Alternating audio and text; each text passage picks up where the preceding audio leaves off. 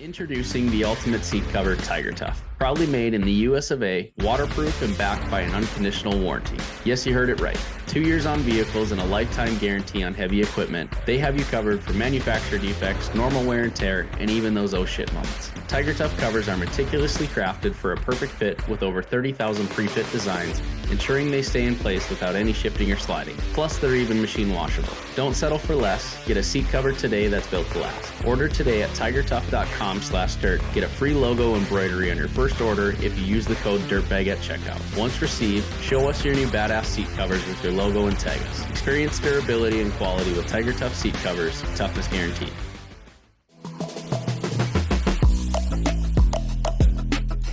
What's up, you dirtbags? My name is Luke Egerbrotten, your co-host of the Dirtbags podcast. We've got another special Dirt Tales segment. As a reminder, these are our shorter segments, a little bit easier to listen to, bringing on guests in the dirt world onto the podcast, and also to give our main man, the other co-host, Luke Payne, a little bit of a break. As you all know, summertime in construction is absolutely crazy. So Luke and I talked about it, and we knew we both wanted to produce more content on the Dirtbags, but at the same time too, he knew his limitations of how often he could come on. So we developed this new Dirt Tales segment for you guys, just to give some shorter stories and to bring on some of these personalities that we all know through social media or just have seen at trade shows, and to really dive in a bit further. So I'm super excited to introduce you guys. If you don't already follow him, you should definitely give him a follow right now. We've been connected now for a few years, and then he's been a day one Dirtbags listener. So it was perfect timing to bring the man, Sam Kuster, onto the show. He owns Kuster Precast Concrete and Kuster Earthworks. How's it going, man? Good. How are you? Not too bad. It's good to have you on the show finally. Yeah. It's I know it happened quick too. We were messaging the other day, and I was like, dude, it all kind of opened up. I'm like, we got to have you on the podcast to talk about that. So thank you for jumping on here. Yeah, for sure. I'm happy and excited. So to bring you back a little bit, you started your businesses is about 3 or 4 years ago, right? Yeah. So we started the Kuster Precast in 2021, and then Earthworks kind of followed with it. Earthworks didn't get as big, for probably 2 years, year and a half after that. But Precast was first in 2021, and then Earthworks was, I believe, 2022, at the end of 2022 is when we were always doing earthwork, in dirt work and all that, but we were doing it underneath the Kuster Precast name. Gotcha. And then it just kind of, people knew we were doing precast, but people didn't know we were doing earthwork. So that's when I decided that we were going to split them up, create 2 different LLCs and run with it. So yeah, it's interesting too, because I think when I hear that, there's not a whole lot of niches within construction that we talk with. And so it's really cool when you get to uncover some that where you're an expert in that niche. And you're definitely our first like precast concrete. And also too, I was thinking about it. Most people I think would start earthworks, then go precast, but you went the other way. So how did you end up how did you start with precast and then grow into the earthwork side as well? So for the last like 12, 13 years, I've also been a paramedic. And so I was doing that full time, and I was always kind of helping out. Like I help out a rancher down the street a lot, on my days off. And I'm a big auction guy. I like to watch the auctions and see what's coming. Oh yeah. And I was watching an auction that I watch quite often down in Denver, and a whole entire precast concrete setup had hit their auction. It was one lot, buy it all and see what happens kind of deal. No way. So, yeah. And I was talking to my wife about it, and I said, it might be something to do. I said, it might be something that can get us some, good income, and might be pretty fun, kind of a niche. Kind of, there's not really a smaller precast concrete company here in the Kuster area. They're all big guys. And my father-in-law does it as well. He does precast concrete down in Colorado. So I talked to him about it, and I started putting bids on it, and I was sitting right here one morning putting bids on it, and all of a sudden said, "You're the winner." And no way. yeah, I think 4 or 5 gooseneck trailer loads later, all the way up to Casper, we had it up here, and it took us about 4 months, well, about 2 to 3 months to find a shop and find some area to do it, and then get in the groove, and then it finally Yeah, took off. So man. So what does that look like? You're on the auction site, and like what are they looking for? How much is it there was buying that no kind of thing cost, or there was no reserve on it. no So reserve? no reserve, and I had done some research, at like what new forms like that would cost, and I think it came with 2 or 3 mixers and um a whole bunch of what parking block forms, like curb stops for parking lots. It came with like probably 200 of those. So I was looking at pricing and comparing, and I didn't really know where to go with it. I just was like, I kind of had set a limit in my mind, and I said, if we get to that, I'm going to do it. If we don't, we'll find something different to do. And we got it. What was the limit that you set for yourself, and what did you get it for? I had set myself a $21,000 limit. That was basically everything that I had. I borrowed a little money from my mom and said, we'll get you paid back as soon as we can. And I think we ended up getting it for 12.5. No way. I love the no reserve auctions because Yeah. anything can happen, anything goes. So, But it gets uh, it gets nerve-wracking because you put a bid in on that last 2 minutes and extends the time. So yeah. you're sitting in front of a computer, you're fighting with some dude probably 10,000 miles away or whatever, and yeah, we got it. So So this is, yeah, 3 or 4 years ago. And to be clear, you had never, like your family had been in the business, but you didn't have an LLC set up. You didn't have anything. You were buying the equipment. And then if you got it, you were going to set everything up. yeah, that was gonna be the starting. I wanted to get the equipment. I wanted to get things. There's no sense in getting an LLC and getting all the Yeah. insurance and all If that you if I don't don't get have a it. mixer. So Yeah, absolutely. So you get the equipment, and this is a question Luke and I usually get on the podcast is, you know, what is step 1 through 10? Like, how do you start a business? So did you jump into that full time, or you're still a paramedic? And then also, uh, what was the level of between getting the LLC, the EIN number, the website, that kind of stuff? If you could walk through that. yeah, so um I did precast. I did everything for about 2 years, still working a full-time gig. Um, and then I dropped to part-time. But anyway, so yeah, I bought the equipment, and then it was time to find a place because I couldn't do it at our house. There's just not enough room. There's not a shop. There's not enough power, so on and so forth. So trying to find a place, and we searched. We almost went one town over, even 45 minutes away, and we're about ready to rent a shop there. And then one shop popped up for lease here in Casper. I called the Mm. guy that afternoon. Him and I worked a deal, a handshake deal, and we moved all of our stuff over the next day. Uh, Wow. the day after that, I got insurance because I had to have renter's insurance on the shop. I've got all this equipment now over there. If it burns down, it's a loss. So the next day, I went and got insurance. I started an LLC that morning. I went online, got the taxpayer ID number, and then went down to the insurance agency and got an insurance policy, just limited liability or whatever. And then I had just started word of mouth in it. We didn't have a Yeah. website. We had a Facebook page, but I was knocking on doors of all the asphalt guys I could, because with asphalt comes usually curb stops and Yeah. parking lots. So we were, hitting the ground with that. And then the Facebook really wasn't getting us much traction. So I think right after that or so, we started a website. Yeah. Just went on to, Wix or whatever it's called, and just created a simple website just so people could see our products and everything like that. But to this day, we've still really had a large word of mouth. Good. That's primarily how we get our business, is word of mouth and repeat customers. And nowadays we do a lot of oil field work, a lot of precast pads with anchors in them. A lot of Mm. everybody's buying our parking blocks now, and they're running pipe on top of them over the ground. And we're starting to get into maybe doing some vaults this year. With precast, it's hard to get into that bigger stuff because there's such a strict governing agency over it. It's like, we can't do stuff for like Department of Transportations because we're not a certified precast, concrete plant. But we stay pretty busy with all the other stuff. So Gotcha. So is that something that you typically would want to stay out of? Is the certified governing stuff, or is that like, do you like being private?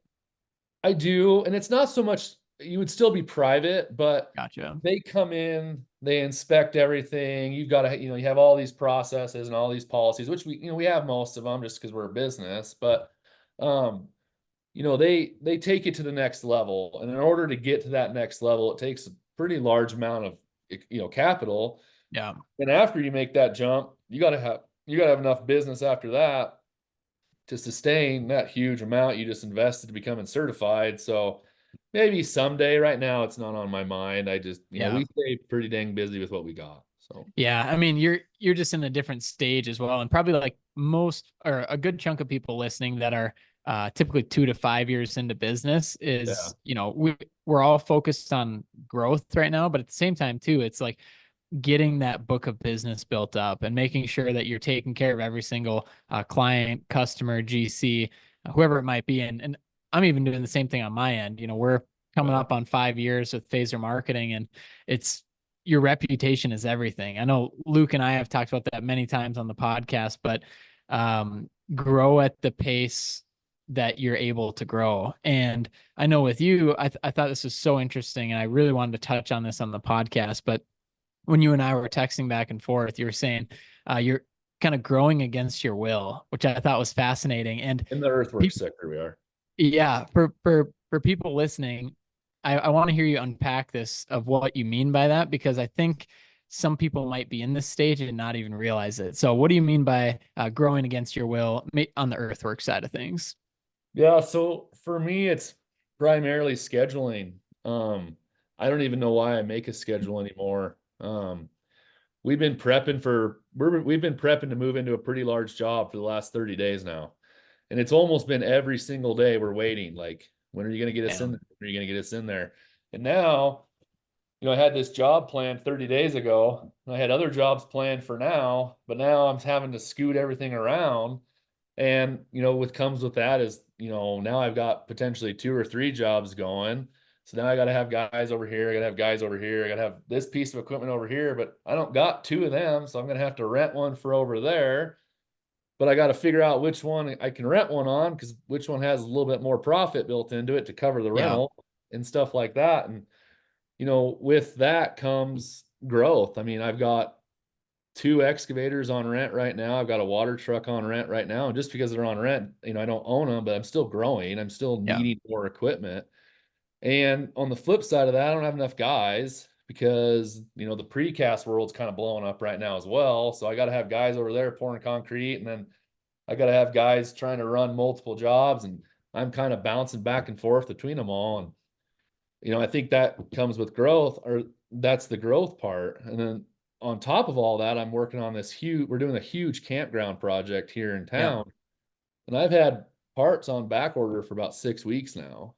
So, when those parts finally show up, that owner's going to be hounding on us to go put them in, get his campground fired up. And so I'm going to have to move more equipment around. And it just, it's not so much growth in size, but it's just growth and trying to figure out the logistics and, yeah, how we're going to manage this job on top of this job. And, how we're going to afford to get material over there, but they're not going to pay for 45 days, but these people yeah. are going to pay for 30. So maybe we should move material there. And so it's just a juggling act. Yeah, I wrote that down of just logistics, Yeah. time management, and yeah, just like knowing like problem solving Yeah. almost, because it's never going to go as planned. And if it would, I think everybody listening would have a roaring successful Oh yeah. excavation company. But it just, this is probably one of the most ridiculous, toughest industries I've ever seen, because not only is the scheduling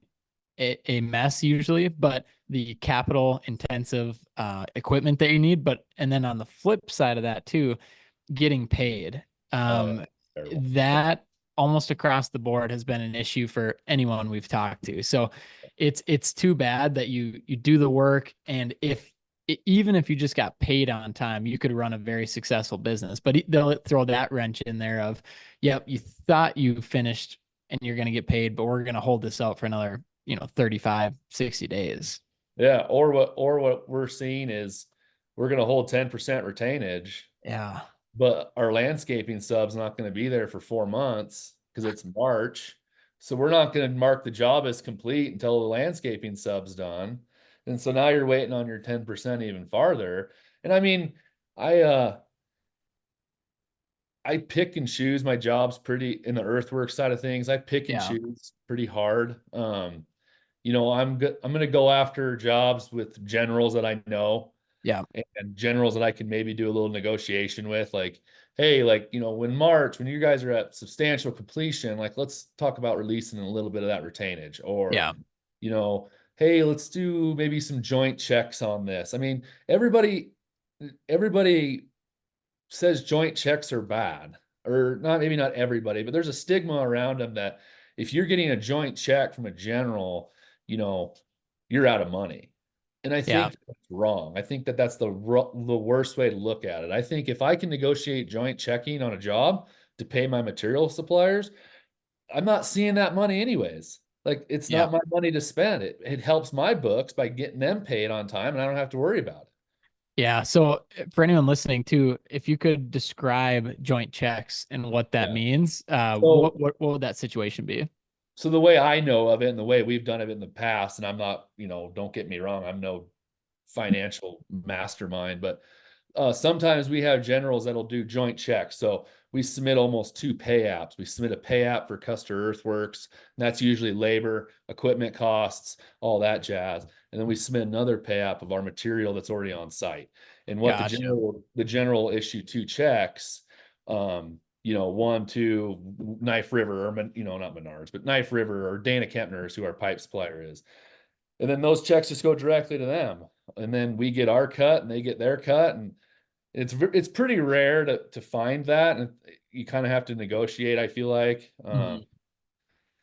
I wish there was more of it. I wish that's how it always was, but the subs take 100% of the 100% of the liability. So Absolutely. Yeah. And I put this down as well, but business is a long game, especially in, the earthwork side of things, because uh, people that have been through it, maybe 5, 10, 20 years, they can tell a lot of people that are just starting, maybe a couple years in business, that you're going to have this happen. It's just inevitable. So the longer you can stay in business, typically the better off you are. And unfortunately, I'm seeing this time of year very tough for a lot of contractors. And yeah, unfortunately, like it's a tough time of year, but the last 3 years have been booming and amazing. And so it's, playing the long game of always, getting through the hills and valleys, but, not taking out too much cash when it is going well, but making sure you're reinvesting it as well, setting yourself up for when inevitably it is going to hit that valley and, shit is going to hit the fan. right. Yeah, and that's winter for us. Yeah. So like right now, I've got 3 or 4 jobs sitting here that I'm looking at bidding, and the problem with us is I'll go anywhere. I'll go all over the state. And, I'm looking at some of these jobs like, well, that road gets pretty dicey in the winter. Maybe we won't do it, And so now I'm like, well, if we don't do it, what do I need to set aside to get through January? Or what do I, Yeah. just stuff like that. And on the flip side of that, you got to keep people paying, and that can get dicey this time of year. So Yeah. So, I mean, you're in Wyoming, so you have some of the craziest weather where it can just turn on a dime. And what does your winter look like as far as work? And then how do you keep people paid, or do you lay people off, or do they kind of go 40 hours a week, or what's the yeah. situation there? So last winter we had a real mild winter. We didn't get much snow. The snow we did get was gone pretty fast. Yeah. It got cold. But we didn't get much frost in the ground. I mean, we did actually last winter was actually pretty rare for us. So we actually dug all through the winter. Oh, Uh, really? yeah, Wow. we went at it. We started a 4,000 foot sewer main in January. So we Wow. went hard. Yeah, we did. And I was lucky we were able to keep everybody at 40 hours. Winter's also um, our stockpile season for precast. So I might throw a couple extra guys over there off the earthwork side. Gotcha. They can pour concrete all winter and kind of get stockpiled for the summer run. But I mean, the winter before that, there was weeks we wouldn't have been able to work. And I only had a cut. That was trying to think. I think I only had 2 guys working for me that winter, and they were pretty okay with taking January off. Yeah. So they just took January off pretty much, and we Yeah. started back up middle of February probably. Yeah, it sounds like a lot of our clients up in Wyoming, Montana, Minnesota, North Dakota, like there is a little bit of that, hey, if you're okay with it, and from what I've heard from our clients, the employees are okay with it, and they're like, yeah, we'll Yeah. just plan on taking January off if needed, and if you can have that flexibility, which is a lot to ask for, of course, because we're really just looking for decent employees. But if you can have some of that flexibility, it is a Yeah. game changer. I'm sure, as you know, and you've experienced, because then it doesn't have so much of that stress on you, where it's like Yeah. you're I literally firing people. It'll still stress me out. It still does stress me out because I want to take care of my guys the best I can. Yeah, And I want to keep them moving. I want to keep them working. I want to keep supporting them, with paychecks, of course. But I mean, when there's 3 feet of snow outside and it's negative 35 with the wind chill, we ain't working. yeah. Well, you were telling me you had was it a snowstorm a couple years ago or so where you had like Yeah. So it's huge walls and you brought the grader home just to get yeah, home? it's two snows, 2 winters ago. Um, it snowed probably 3 feet at one shot. And then I live out here in the boonies. I live about 30 miles outside of town. And when it blows out here. And Yeah, I had a snow drift taller than my truck for about 100 feet down my driveway. And I couldn't get out for a week. I was stuck here for a week. And then my neighbor, well, my kind of neighbor, he lives about 5 miles away. He was snow blowing the road and got to my driveway, and I mean, I still got half a mile from the house to the road. yeah. So I traipsed down there, and my other buddy came and picked me up and gave me a ride to town. And I brought the grader home and pushed some snow around. But so it's just, you never know. I mean, I know a couple guys that have been in Casper for 30, 35 years, and they say 2 winters ago was the worst winter they'd ever seen. Wow. I mean, for instance, it got negative 70 with the wind chill at the airport. I mean, jet fuel was freezing. Like, Dude, that's why because I lived in northern Minnesota here, but that's why I moved to the desert. I was yeah, done with the snow and done with the cold. yeah.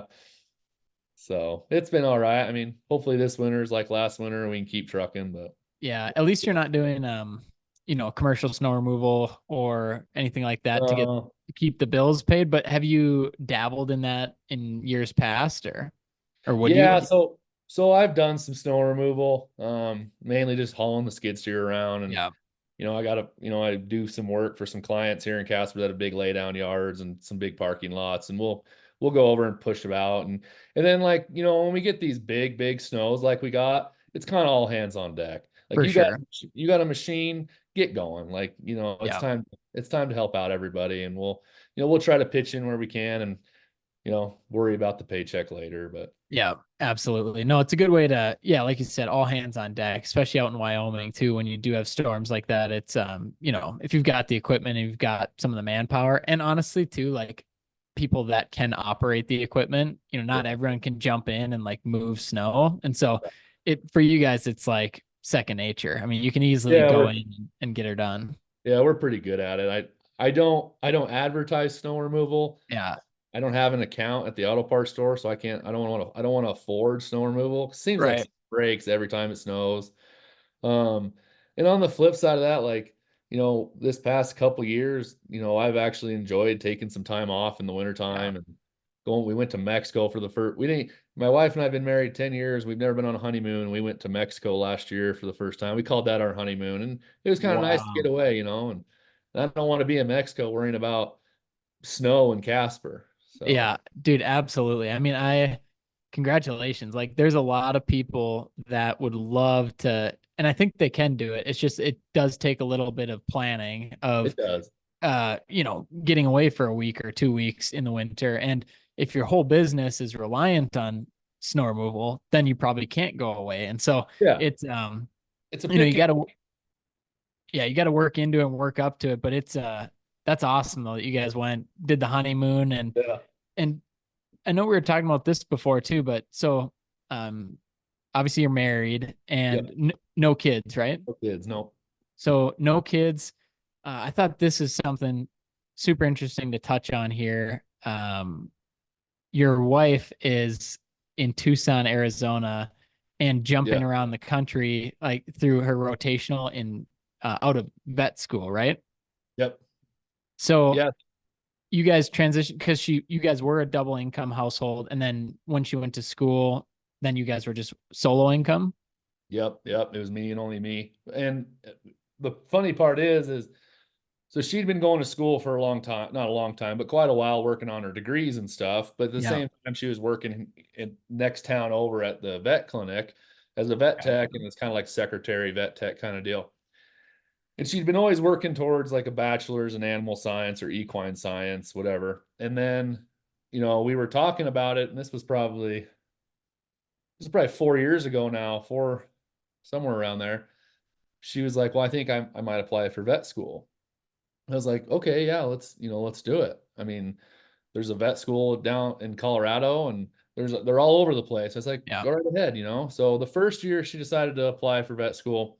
Um, she just due to like the prerequisites and the classes and everything, and I don't understand it. I'm uneducated, so I don't know. But she could only apply to four vet schools out of like I don't know how many there are, 20. And it was all Yeah. no's. It was all no's. So she took some more classes that next couple semesters, and then the time came around again to apply for vet school. And I think she was applying in April of that year, and I had bought the precast company in February or Wow. March of that year, and was like, was kind of under the impression of we'll figure it out when it happens. Yeah. But if it doesn't happen, we have the precast to kind of help us out and boost things up. So, um, God, how did it work? She applied to 11 schools and she got 10 no's. And, was pretty beside herself about it. That's a pretty big hit. Now, Yeah. for anybody listening that don't know, vet school is extremely hard to get into. It's long Oh, interview yeah. processes, many tests, all this interviewing. So it was like middle of July that year. This was in 2000, let's see, that was in 2022. It was in middle of July. And she got the call from University of Arizona, "Hey, you've been accepted to our vet school." And but she had to be down there like August 1st. We had like 2 weeks. Oh my gosh. We had like 2 weeks to find an apartment, get all of her stuff down there. I had to take off work, to figure out all this. So we load up the car and drove down to Tucson, moved her into an apartment, and you know, just like that, I got a bachelor pad overnight, Dude.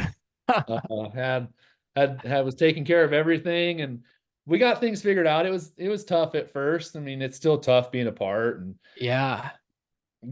she does quite a bit of my books, and Wow. we FaceTime every night almost and go over stuff. And it's going to be a little harder this year because she's going to be doing so much traveling and all of her clinical stuff. So now I'm learning the ins and outs of QuickBooks a little bit more, and I'm going to start taking care of some of that stuff, take some load off her. But yeah, it's been interesting. It's she was working, so we had her income, and then I was still working full time as a flight paramedic on the helicopter, and so I had that income, and then I was just going to start concrete up on the side, and then it quickly turned into whatever's going to pay me more, I got to do, and that was concrete. Absolutely. So I dove in head first to the concrete by myself, me and the dogs. You've seen them on Yeah. Instagram. Me and the dogs dove into it head first, and it took me about a year and a half to get to the point where I could go part-time doing the paramedic stuff. And then, on in top of all that, Earthworks is just blown up on me in the middle of all that. So Yeah. we're doing. Dude, that's crazy. Like, I know your wife especially is such a big support system for any of us, wife or husband, whatever it might be, or just your life partner. And for her to be like across the country, Yeah. and it's not like it's your girlfriend. I mean, this is your Oh, wife. Like yeah, we're stuck. Yeah. that's so tough. And but at the same time too, you probably, you guys are no matter what in this together, obviously. So Yeah. and it's also her dream and her career path Yeah. to And get that, her done. So, also huge props to her for Because that's sacrifice in itself for both of you, but especially her to say like, I really want to pursue this, let's go do it. Yeah.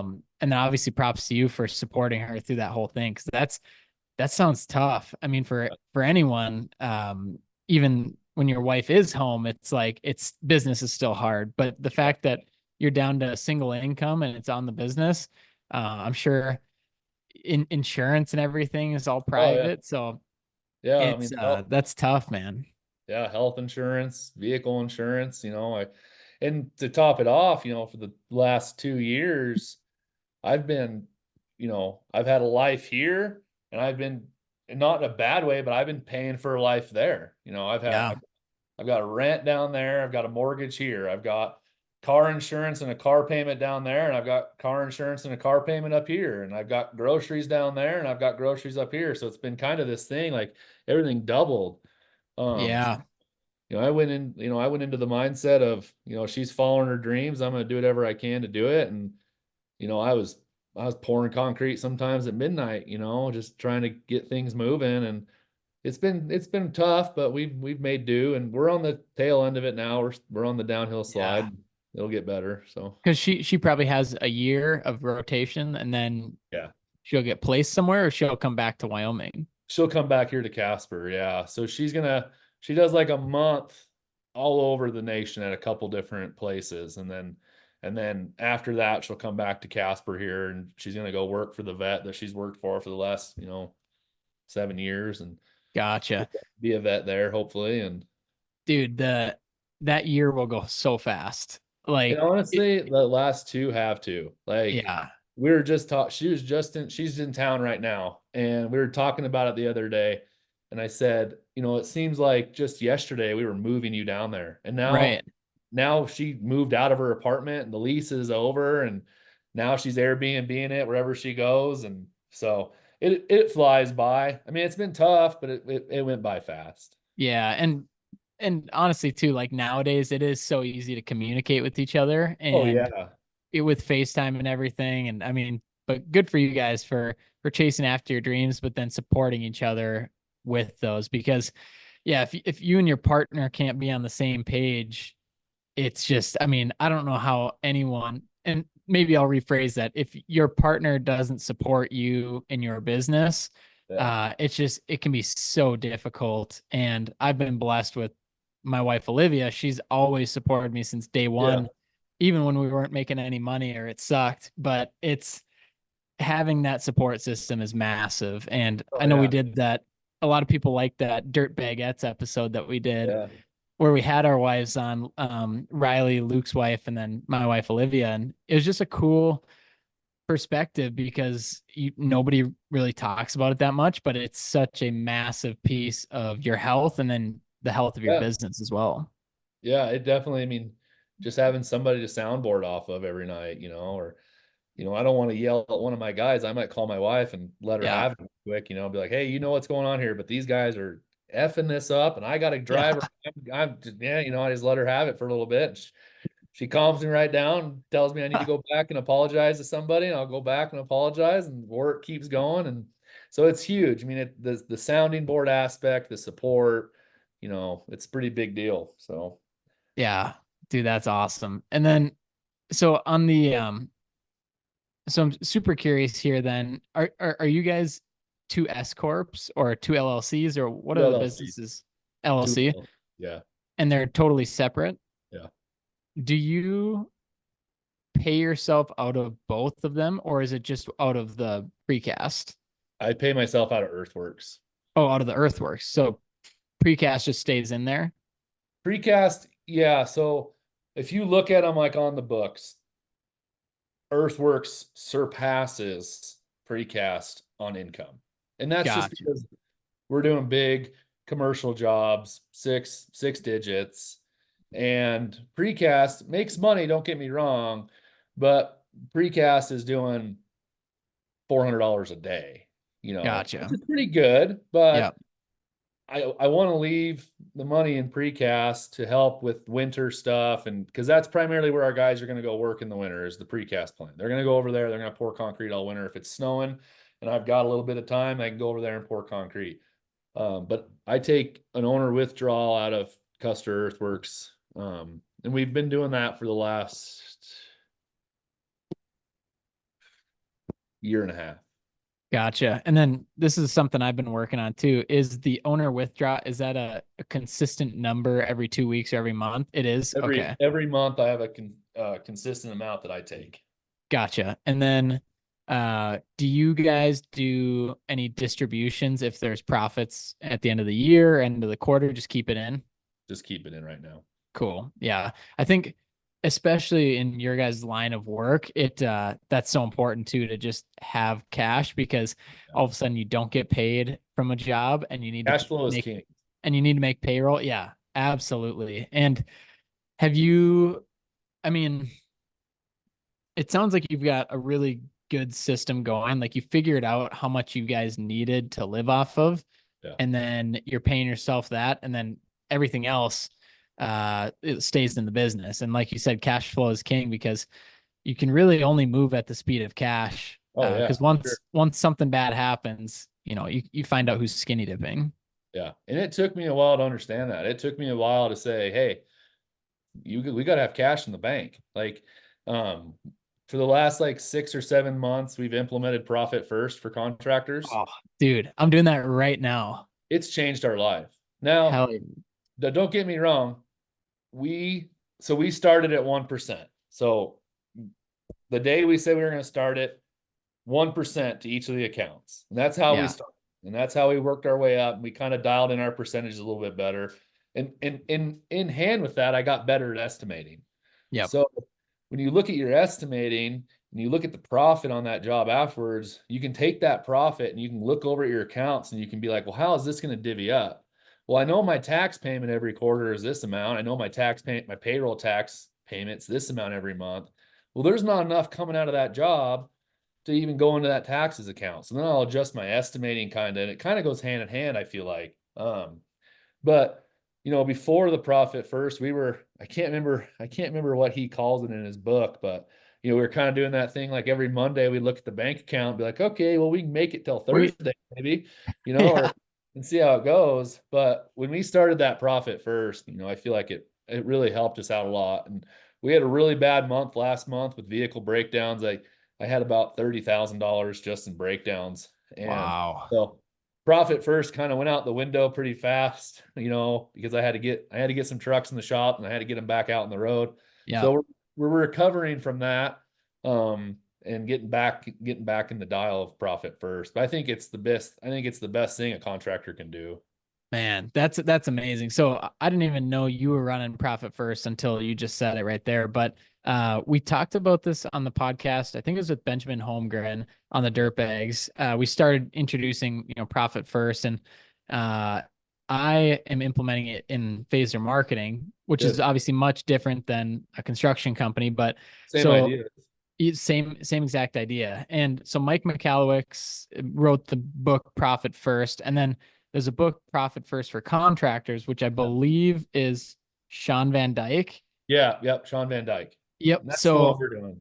yes. So for anyone listening that's obviously in construction, listen to that book or read that book, Sean Van Dyke, Profit First for Contractors. At the very, very, very least, it'll teach you how to make money. Like, even if you don't use their system, because most people, they'll read the book, they'll get a lot of great ideas and they'll be better for it, but they won't implement it. And then the second time around, they'll read it again. They say, all right, screw this. I'm sick and tired of having our money kind of, seep out the cracks and there be nothing left.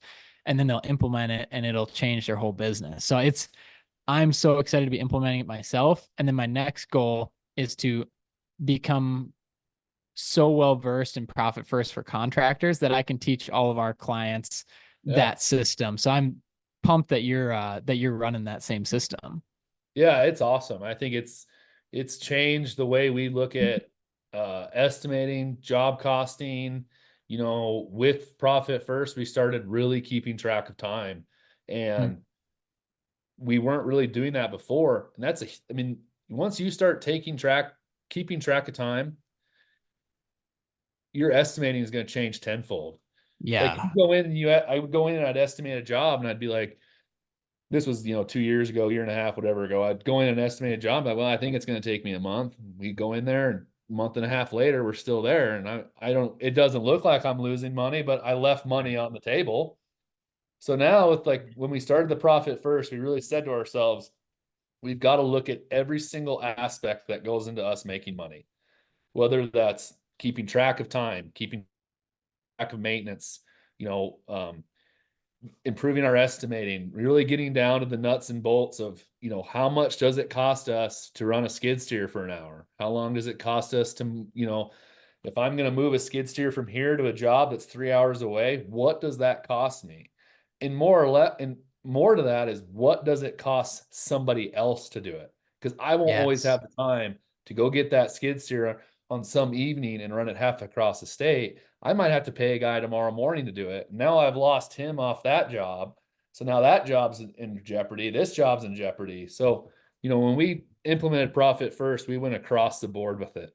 How is this going to improve our estimating, our time tracking, tracking throughout the whole entire company, and how will we improve that based off what we're doing?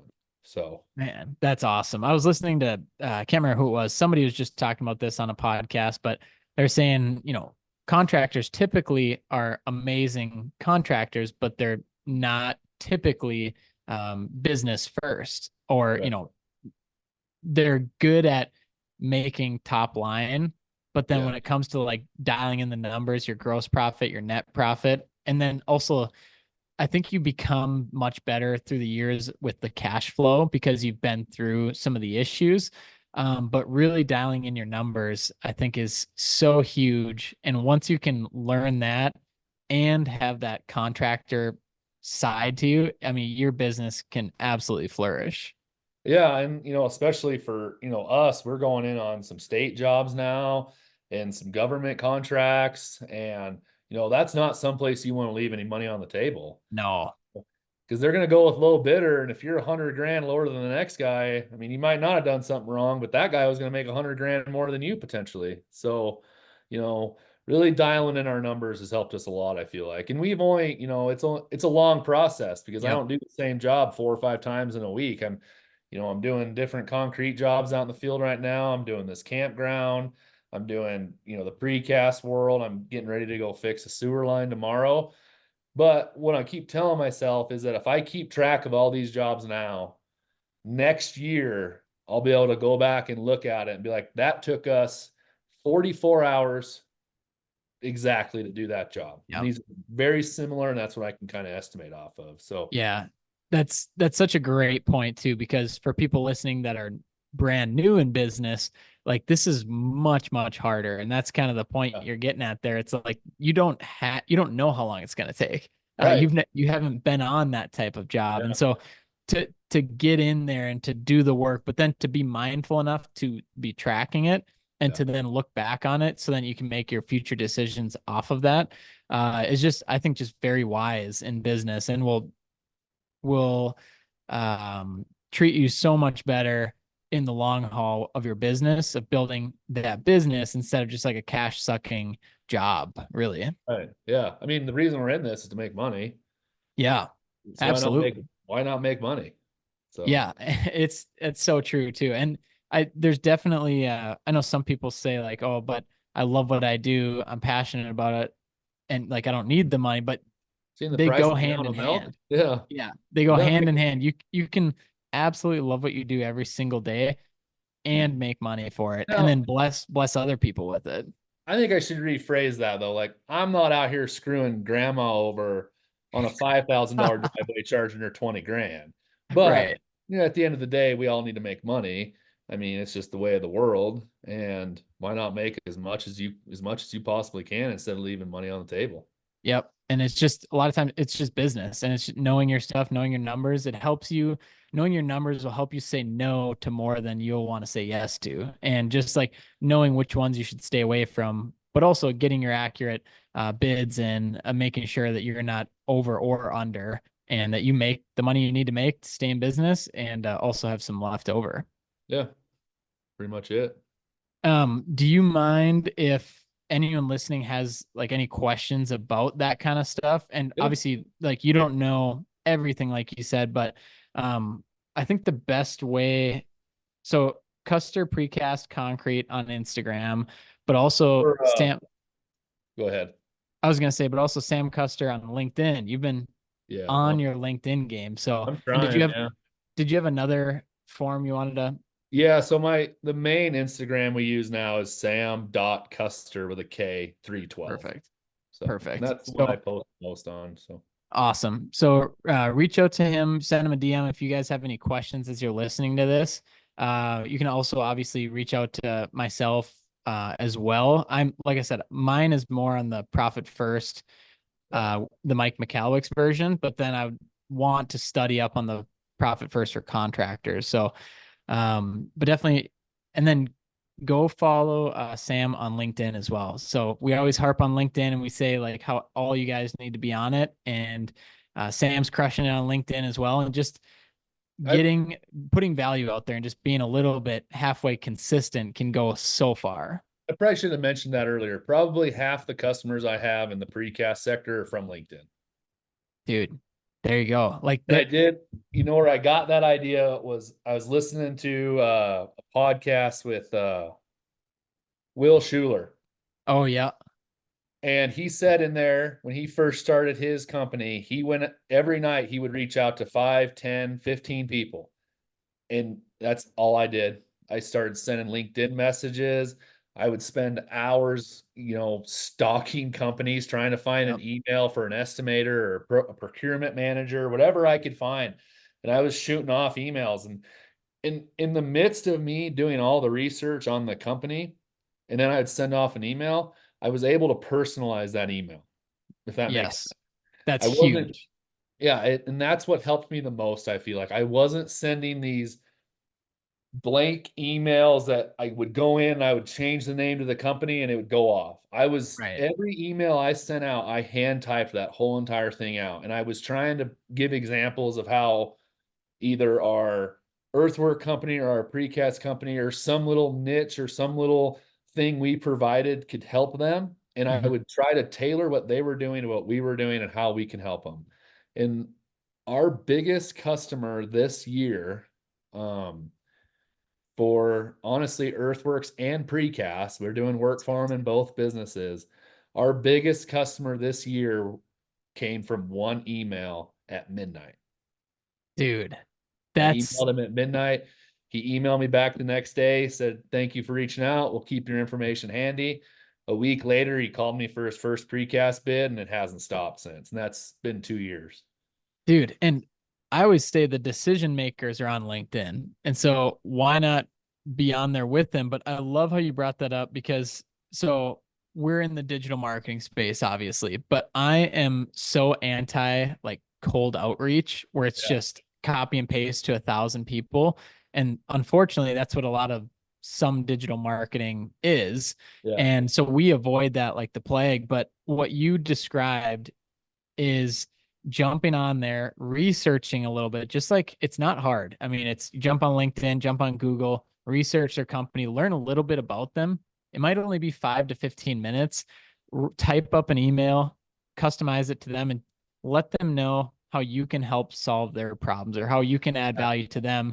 Yeah. And then I always think, always give them an out. Like, if not, no problem. Just keep, let me know if you ever need anything. But it's not about you. It's not about us. It's about them. Like, what can Right. you do to help solve their problems? And then I always think back to the book Atomic Habits. You just do 5 of those a day, Monday through Friday at night, just crank those out. It doesn't take long, but all of a sudden you do those week 1, week 2, week 3, 5 weeks in, you have 20, 25 a week. And then, 4 weeks in, you have 100 sent out. And then, One or two of them takes, you're good.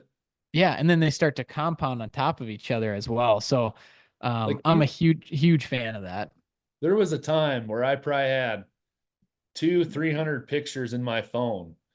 Maybe not that much, but I had quite a few pictures in my phone of me at a stoplight taking a picture of a pickup and zooming in on the company name on the door. And then I Yeah. would take that picture and I'd come back to my computer and I'd figure out where they're out of, what they're doing in Casper, because Wyoming in general, maybe not Cheyenne, but Wyoming in general, there's a lot of out of state companies here working oil and gas. I mean, right now there's this fiber optic push in Wyoming that's absolutely insane. I mean, Hmm. they're bringing a fiber optic line from Seattle through Wyoming down to Colorado. Like the amount of work out there right now, but there's nobody, they're all out of state companies. And that's Yeah. how the oil fields are. They're all big corporations out of Texas, Oklahoma, North Dakota. So I would be taking pictures and, I was at Walmart one night and there was a guy standing in front of me and he had this polo on. I could tell he was a clean dressed guy, like he's the head dude. And he had the name of the company on the back of his Zoomed in on it. polo. And I was like zooming in on it, went looked it up, or I'll, Oh, that's the worst. Like when your sound is on and you're just like, oh yeah. shit, now I'm screwed. Yeah, you just pose like a selfie. Yeah. So, Oh man, that's awesome. I love that you brought that up because it shows like it's not it's simple, but it's not easy. It does take the work and it takes consistent work, and it's not going to happen overnight. That the first you can't just send the 5 messages then wait for them to respond. You 'cause got they're to not going to. you already got to be on the next 5 and then the Yeah. next 5, and then you know just continuing to be out, keep your head above water, be looking for trucks, equipment, new offices popping up, and Yeah. just any way you can just introduce yourself. Yeah. It's really not hard. You just gotta, and it's, everybody's like, well, I don't like going and door knocking, or I don't think that's appropriate. And, I don't either, but there's other ways to do it. Yeah, it not everything you're gonna love to do, and No. if you want to have a successful business, you're gonna have a level of things that are gonna suck or you don't want to do, Yeah. but then you get over it as well. Yeah. Nobody likes firing anybody. The No. first time you fire somebody, the next time's a little bit easier, and the next time is a little bit easier.